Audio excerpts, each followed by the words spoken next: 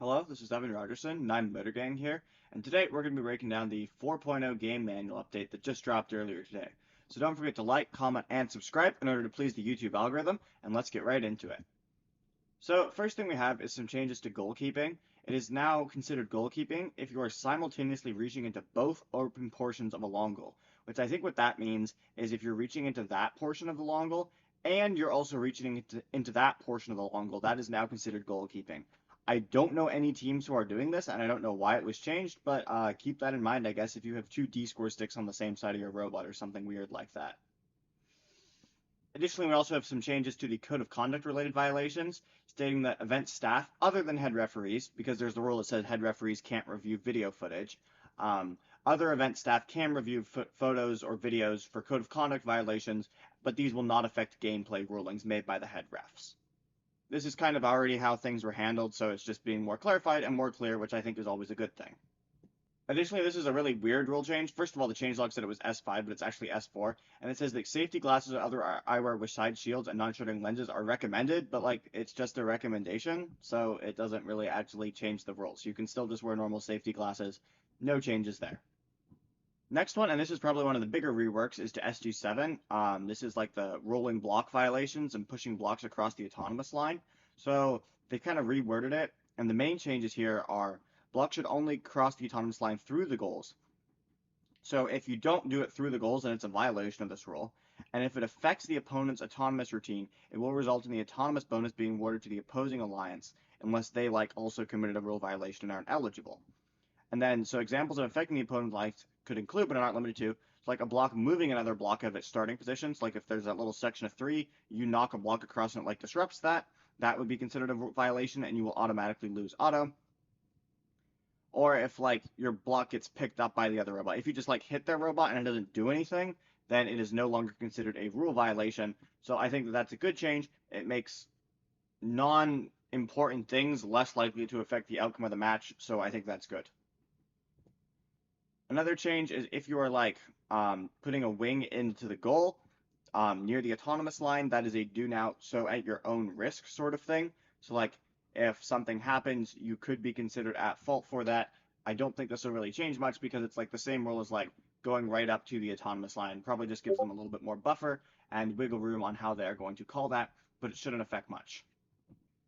Additionally, we have a rework to goalkeeping again. So going through, this is kind of the new section of the rule. So the head referee should begin by loudly calling out goalkeeping and identifying the robots, like pointing at it and saying, "Red robot, you're goalkeeping."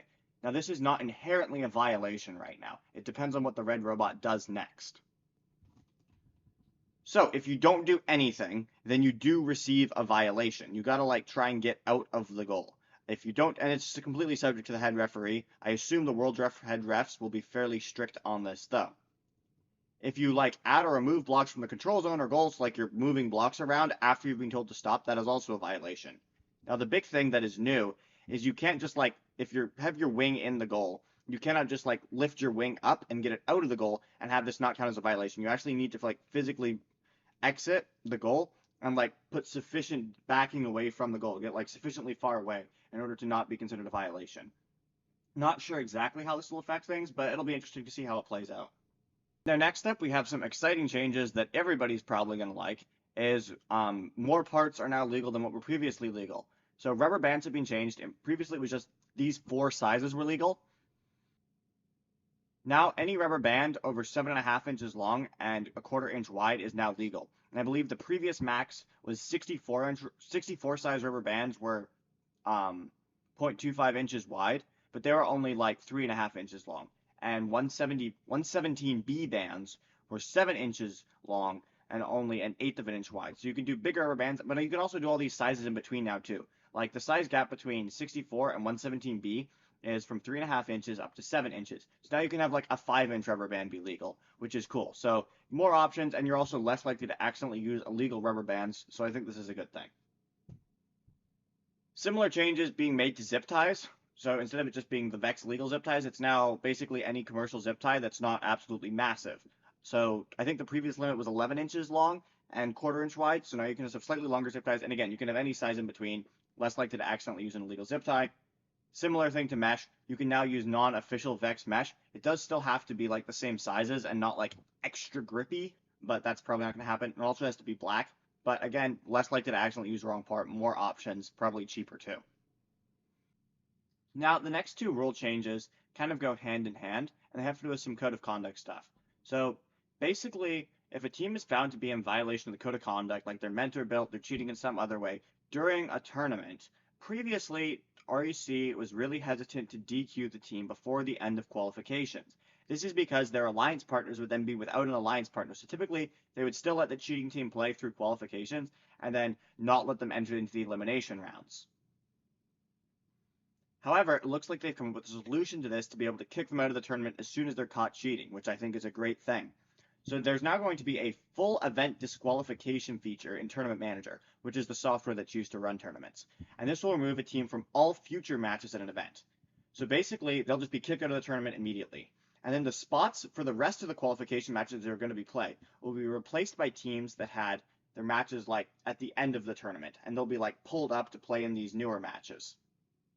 And I assume the schedule is going to handle it to make sure it's not like any back-to-back matches. Assuming that like the tournament manager algorithm works, I think this is a great change. Something to keep in mind here, though, is that your schedule might change if this does happen at an event. Like you might get pulled up from a later match into a newer one. And obviously, if you're partnered with the team that was cheating, they'll get swapped out for some other team. But overall, I think this is a really good thing because then the cheating team doesn't get to keep playing anymore. And again, in tandem, if a team is found to be cheating and they've already done like alliance selection, then their spot will be automatically filled by like the next highest ranked team in qualifications that didn't make it into elimination rounds. And then the event partner can like keep manually adding teams until like a replacement team is found, or I think after like 2 or 3, I can't remember the exact wording it's here.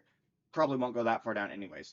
Or the team will just have to play alone. Womp womp. But you're probably going to lose anyways because you got filled in with a team that didn't make elims. But again, this is still good because, like, you know, you can at least keep playing instead of just instantly getting kicked out of the tournament because your partner did something stupid and cheated. So again, I think these are really good changes. Some things that didn't change that I expected to change are the autonomous win point criteria for Worlds. This is both for VEXU and VRC. Did not change. It'll still be using like the SIG criteria for VRC and the regular one for VEXU. Now, technically, Worlds isn't a Worlds qualifying event, so we should be using the regular one, but I'm 99% certain that they will use this one, although Q&A is closed, so you can't ask that one. I would still plan to do this one, but it looks like they're not like increasing the number of blocks scored. The GDC mentioned in Discord that the reason that they weren't doing this is because there's only so much room for blocks to be scored. And if you require teams to score too many more blocks, it then becomes an issue with like the goals are full. And in order to put more of your blocks in, you're going to have to push out some of the other team's blocks, which then makes it harder for them to get AWP. And they felt that it would become like most of the time nobody's going to get AWP unless one of the teams really sucks. And then AWP is just like rewards teams that gets easy schedules, which is the whole point of not having AWP anyways. Finally, we have some updates for VEX Worlds. Nothing really interesting here. It's portable for match and skills fields. They'll all be using smart field control, fields raised up 24 inches for head-to-head. It does not say this for skills. So I'm not sure if they're not raised at all or if they'll be raised up less, or maybe they will be raised as well and they just forgot to put it.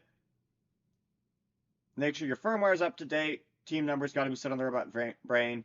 7 divs for middle school, 3 for VEXU. I wasn't April fooling you yesterday when I said that. That's being confirmed for a while.